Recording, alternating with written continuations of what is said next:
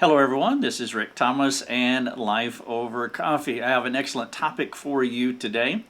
Last year I did a series of video and podcast reviews of the rise and fall of Mars Hill. You can find all of those podcasts as well as the videos on our website. And there were a lot of questions, but one of the questions that was asked is, well, if this is how not to do it well, then what are some good qualifications for a pastor? Or more importantly, how do you assess a pastor for a future ministry? And I thought that is an outstanding question.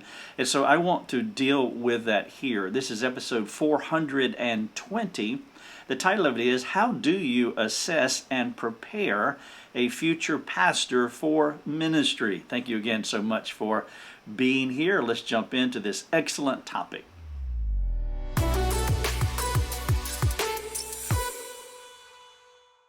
Pastoral ministry is one of the more complex vocations a person can have. I did pastor for 5 years, and I really enjoyed pastoral ministry as far as shepherding people and helping people. It's a wonderful ministry, but it is complex, it is challenging, and honestly, there is no time off, even on your day off, because you're always ramping down from the week you just had, and of course you're looking at the week that is before you, and so you're constantly in the boil of hot water.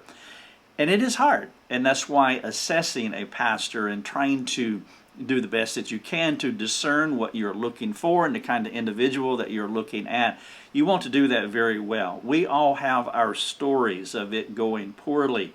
We know the statistics, the burnout rates, and the aftermath of a failed pastor. But there are more of them that are doing it well, and I mean exceptionally well. The successes of pastoral ministry far outshine the failures, though we hardly talk about those successes, those people who are doing it the right way. I've had the opportunity in my speaking tours, events, to meet a lot of outstanding pastors, but unfortunately, goodness is not as tweetable as badness. But it's still worth asking the question, what makes a good pastor? What are some of the things you should look for in a potential pastoral candidate? There are no doubt zillions of books written on pastoral ministry and what makes a great leader. So what I have to say here is not the last word, is probably not even the best word, and most definitely not the exhaustive word. That would be unfair to put that burden on anyone in a brief podcast. But what I do hope is that I trust that it will help point churches in a helpful direction while possibly saving a few of them from making horrible mistakes. Maybe you could use the analogy of marriage. It's better not to take the plunge than to marry the wrong person. It's better to say no to a potential pastoral candidate than to install the wrong guy. It's easier to work through the disappointment of breaking up, whether it's marriage or if you're installing the wrong guy. It's much easier to say no than it is to remove a pastor and to recover from that pastor. That is a much more difficult process, and of course it's more tedious, and it has legs. It is residual, many times often generational, because the impact can touch families, parents, and children, and many people can walk away from the church. And so assessing a candidate is one of the more important things that a church leadership team and a local congregation will do. You're probably familiar with the typical formula for becoming a pastor. It can go something like this. A burden equals a presumptive calling. A burden equals the calling and the ability and the future position. Meaning, if you have a burden to go into ministry, well, the assumption is on God's call for that individual. Of course, that is a subjective call. It is also internal. Many times there is not external affirmation, or even if there is external affirmation, that they do not know exactly what to look for. And so the person will receive the training, the person will step into their pastoral passion, but often it's more about a self-appointment than a decision born from and out of a community of sound and reasonable people who not only know their Bibles, but they have the courage to do the hard thing, meaning standing up and saying, I don't believe this is what we need to do with this individual. And this idea of self-appointment happens too often. We go with what the individual is telling us, and they have a burden, but yet the vetting process is not as thorough if it happens at all. And so when assessing a potential future pastor, you're looking for at least 5 specific things that you want to assess. And I want to walk through those in this podcast, this video that I'm building out for you. Those things are character, capacity, competence, courage, and compassion. Now, I have an infographic here that lays out those 5 things that you're looking for. Again, it is a short list. There are more things, but these are absolutely crucial, and also the sequence matters as well. They are character, capacity, competence, courage, and compassion. I am going to touch on all five of those, again, in a non-exhaustive way. You're welcome to take a look at this infographic. Under each one of those qualities, I have some subpoints under each one. There's 6, 7, 8 under each one that will help to flesh that out for you in your mind.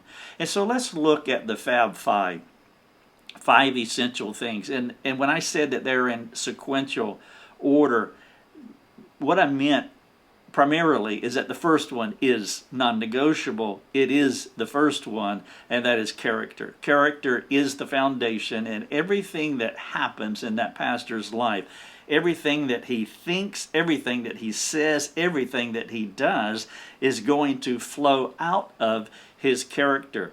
It is interesting when you do read 1 Timothy 3, where Paul gives us that breakdown of pastoral qualities. Only one of those would fall in the line of competence as far as a skill set is concerned, and that is he must be apt to teach. But every other quality in that list is tied somehow to the individual's character. Of course, you can make a case that teaching is tied to character as well. But my point here is character is absolutely essential. And so you want to assess the person's character by being with them, as opposed to doing a personality test. And I know a lot of people prefer to do personality test, one, because it's easier, it circumvents the harder work, and also in some situations you're not able to spend time with the individual. But the problem with personality test, and there are a lot of them, and I have some links here inside these show notes, episode 420. And so if you go to 420, the title of it is How to Assess and Prepare a Future Pastor for Ministry. You can click on these links and get a fuller understanding of my perspective on personality test. And that's where, this podcast that I'm building here is 30 minutes. But if you take advantage of all the resources here in these show notes, then you could have multiplied hours of work in front of you, and I think it would be quite profitable. For example, there is another article podcast titled, What Qualities Do You Look For in a Pastor? It's different from what I'm sharing here. And then the pain points of pastoring in a hostile, chaotic culture. One of the things about pastoral assessment and leadership, you have to think about the milieu in which that pastor is in. Of course, speaking of a pastor in the United States, well, we are in a hostile and chaotic culture that is so different from 10 years ago, 20 years ago, or 50 years ago, and so that matters. And so you have to think about the contextualization of this pastor, and is he a good fit in this culture at this time? And then I have another one linked here, the understanding the exhaustive work of being a pastor. But going back to personality test, is they won't tell you about a person's heart motives. They won't get into shaping influences or how well this person works with other people. I mean, it could be that on a diagram that these two categories blend well together from a personality testing perspective, but yet if their character is off, if their motivations, their intentions are off, if they have secret sins, things that a personality test would never figure out, then it doesn't matter if they meet theoretically and supposedly could work well together. But personality tests do not identify sin issues, whether present tense or the shaping influences that created this individual to be how he is.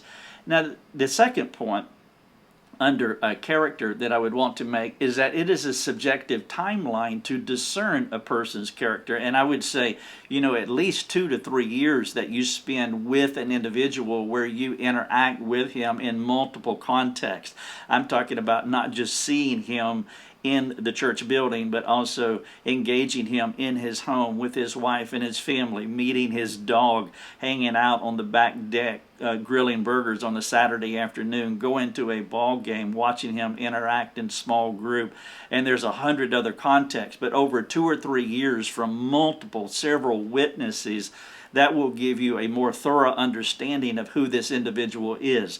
But unfortunately, the two most common ways that people would assess a pastor is one through personality test, and then the pastor will come and preach a trial sermon, and then everybody will meet the pastor, his wife, his children, and his dog, and then they will vote on it. And unfortunately, that is unfortunate because that's just another version of Facebook where we put our best foot forward, and you can represent yourself in an acceptable and admirable way for a few moments, but doing this over 2 or 3 years where this person grows up in the church, where again in these multiple contexts, character is important. The second point is capacity.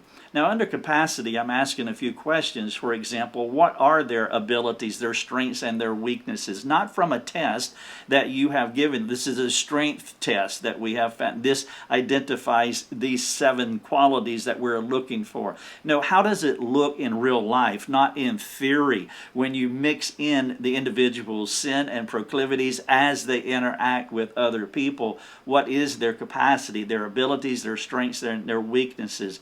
What do they have the presence of currently, the gifts that they possess right now, though they have yet perfected them? What do you foresee this person doing? For example, when a person comes to our mastermind program to be trained specifically in biblical counseling, what I am looking for are the presence of certain things. Many of them are listed here on this infographic that you're welcome to take advantage of. I'm not looking for the perfection of those, but as I see the presence of certain things, then you can begin to predict subjectively. You can begin to foresee how this will play out with this individual because you identified the presence of gifting, even if it's in an infantile or embryonic way. And so what do they have the presence of currently, though they have yet to perfect these things in the future? And then the third question under capacity is, what is his gift mix? And what I mean by that is that he is unique. He's not like any other person in the world, not like anybody else on the entire planet. And so how will he fit in with your community? How will the church benefit from him? Is he a city boy going to the country? Is he a southern boy going to the north? Does his personality work with these people? Now, I know that these things can be learned and the person can adapt, but there's also ceilings. There are prescribed ceilings with all of us. Does he have the ability to pastor a 100-person church, but if it goes to 500, do you see the presence of his gifting now down to where he could lead a 500 or a 5,000 member church? Does he have a skill set that's more in line with planting a church where he spends 2 years with a group and then moves on and plants another? Or does he have a personality that can really settle in and be there for 50 years? And so you're trying to understand his capacity and also project what that would look like in the future, not just with his own progressive sanctification growth, but also the potential growth of the church. And so there is character, there is capacity, there is also competency. What training have they received? Now, in some ways, the training is the easy part. You go to school and you sit under profs and you take exams and you learn stuff. That is the acquisition of knowledge. And that is, of all of this, that is the easiest part, assuming they go to a sound theological school and they have sound theology. But under competency, it's not just the acquisition of knowledge, it is the application of it. Some of the things that I have mentioned already speak to his ability to apply the knowledge that he has, the knowledge that he has acquired, not just in an academic theological setting, but also what are we talking about as far as an IQ? Again, it goes back to a gift mix and what he is like and how he would fit within the culture that he is in. What are their skills? His ability to teach. What about how he socializes? How does he counsel? Can he build a team? Is he the best fit for this size of church, for the gifting that he has? You are looking at his competency. What is his effect on other people?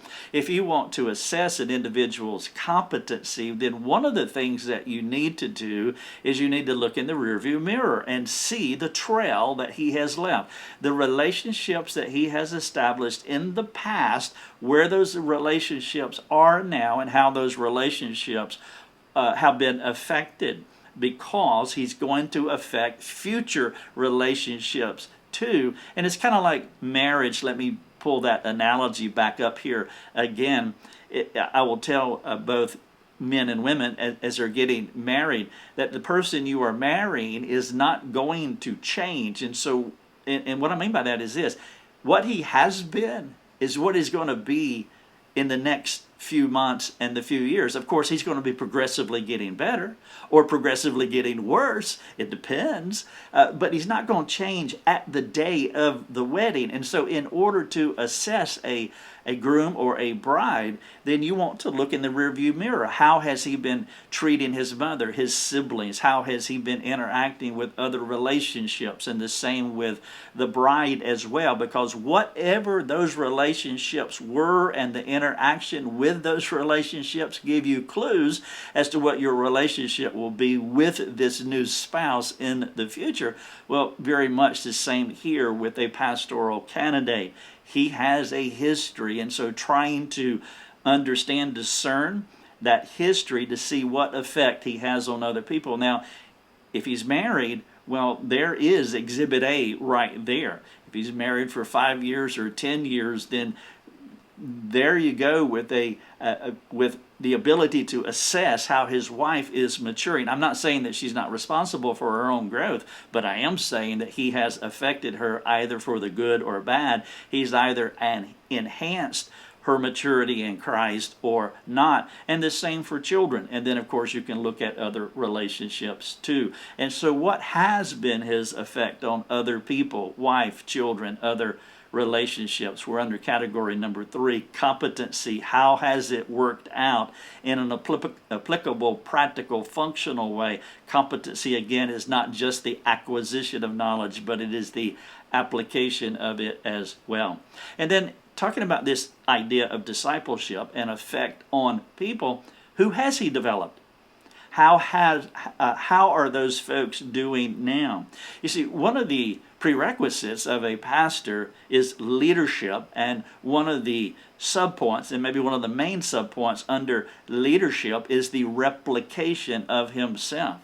A pastor who cannot replicate is not a is not qualified to be a pastor, because a pastor is on point, leading, fulfilling the Great Commission, going and making disciples. Or in Ephesians 4, he is equipping the people to do the work of the ministry. Or in 1 Timothy 2, he's committing to faithful men who can do likewise. Or 1 Corinthians 11, he's teaching them how to follow him as he follows Christ. And so a key aspect to leadership, a person who has a leadership gift, is a person who can replicate himself. And so as you take that second look in the rearview mirror, who has he developed? Who has he replicated? If he hasn't replicated anybody, if he is a novice, well, then he's disqualified according to 1 Timothy 3. You don't want to install that kind of person, because it can cause all kinds of havoc in the church, a person who hasn't been sufficiently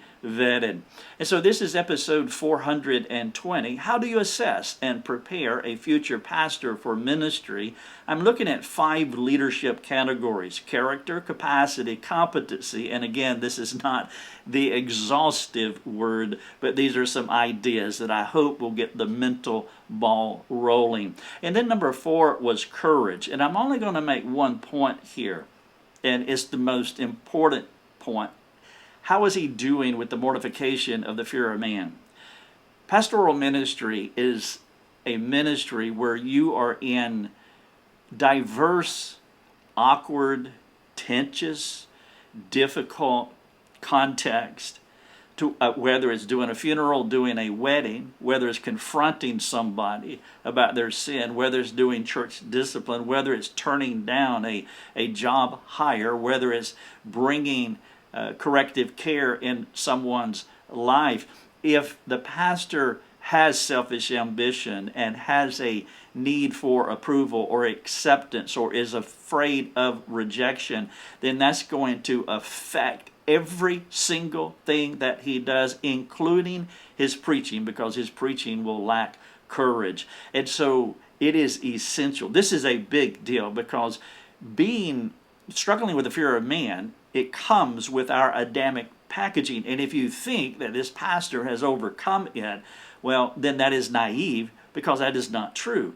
But I'm not asking, has he overcome it? I'm asking about his mortification of it. Mortification means to take the vitality out of it, to make it dead. It's kind of like a common cold, if I can use the physical analogy, to where you can't get rid of it in a moment. You can't amputate it, but you can kill it over a period of days. Well, we will continue to mortify our fear of man throughout our lives. And a young person will have a greater dose of it than an older person, assuming that that older person has been maturing and been mortifying this, because a pastor needs courage. You want to follow a courageous man. Jesus had courage, and that is absolutely essential. You can feel timidity. You can feel fear. You can feel an inhibition that a leader has. And if a leader is not comfortable in his own skin and is struggling too much with the fear of man, that he doesn't have courage, it doesn't exude confidence. Sheep need to lean into the faith of the leader. And what I mean by that is that he is leading them, and they need to know that this person is not just right with God, but there is a fearlessness to him, and he has courage, and that shepherd emboldens the sheep. And then number 5 is compassion. And the reason that this is essential on my list is because courage without it leads to harshness and unkindness. Part of pastoral leadership, or leadership period, it doesn't matter where the leader is being kind, gentle, and intreatable. You see, these two last categories kind of balance each other out. Courage without compassion is a mean-spirited, harsh person who's domineering and authoritarian, and if you just let that go, he will run all over you. And again, we have our stories. Compassion without courage, well, that is going to go into the ditch of mercy run amok, where the person can't say no, where the person has no backbone, and it's not really compassion what we're talking about.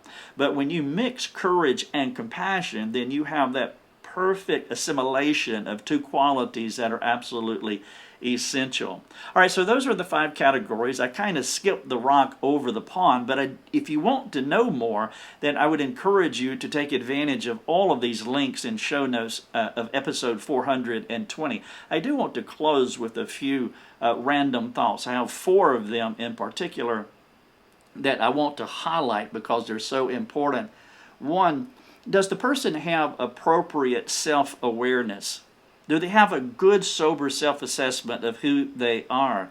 And then whatever their assessment is, do other people have similar opinions of him? And so that's the internal-external balancing that you really want. We can think that we are a certain way, but in reality, we are not. It is the old, let me record myself on the audio tape illustration where you hear yourself and you're shocked that you sound that way, but everybody else in the room already knew it. You're the last to know. And so does this person have a clear-eyed, sober self-assessment of who he is? And then whatever that assessment is, this is a discussion that you want to have with him. Rather than taking a personality test, let him tell you what he is like, what his strengths and weaknesses are. By the way, if he can't talk about his weaknesses, then he's missing humility, maybe struggling with fear of man, and so it's going to get complicated from that point forward. And so whatever he tells you as far as his assessment of who he is and how he interacts with other people, well, do 3 or 4 other people who know him, really know him, do they have a similar opinion? Number 2, how do you know he does not struggle with selfish ambition? How do you know that? Now that is something that you really have to deliberate, because maybe one of the greatest temptations about being in pastoral ministry would be similar to anybody that has a platform. Anybody that has a platform is that it can go to your head. It can be an ego trip. It can become all about us. This is something that you really have to assess. Is this person humble?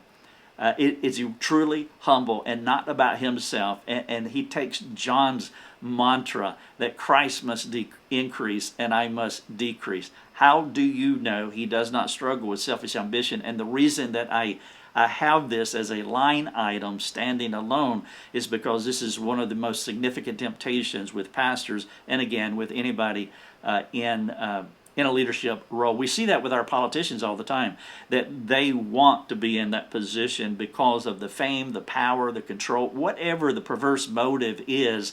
They have selfish ambition, and you have to be able to identify that and see if this person struggles with that. Number 3, who has mentored him and has the insight into his life? And then the follow-up is, what does his mentor say about him? This is more of that reflecting, looking back in the rearview mirror, because you want to know some of the questions that I'm asking here. What would that person, the person who has actually spent time in grade with him, maybe the individual or individuals who have sinned against him, or better, he has sinned against them. How did he reconcile that? How did that work out? Who has mentored him? There has to be a past back there, and so you want to try to discern those things. And then finally, how do you know he's qualified? How do you know? And what do you base your opinion on? What is the criteria? And not only those things, but who agrees? Who agrees with you? And so there's some questions to think about. The title of this episode, 420, How Do You Assess and Prepare a Future Pastor for Ministry? I would appeal to you, if you wish, to look at these show notes here. Take advantage of all of these embedded links. There's a video inside here, as well as this podcast. There's an infographic. And then, as always, we're here for you. We are here for you. Our team would love to serve you, and so if we could help you in any way as you work through these things. These are common questions that are asked us as a ministry, and we have supporting member forums that you're welcome to jump on, and you can ask whatever question that you have, but this one is an important one. Also, by the way, that if I do public speaking at your place, at your church or organization. I do have these private conversations with pastors. I have scores of them because this is important to them. And so if I ever show up at your place, if you invite me, I would love to. And more than just speaking publicly, I would love to have some behind the scenes conversations if I can serve you that way. All right? Thank you so much for listening.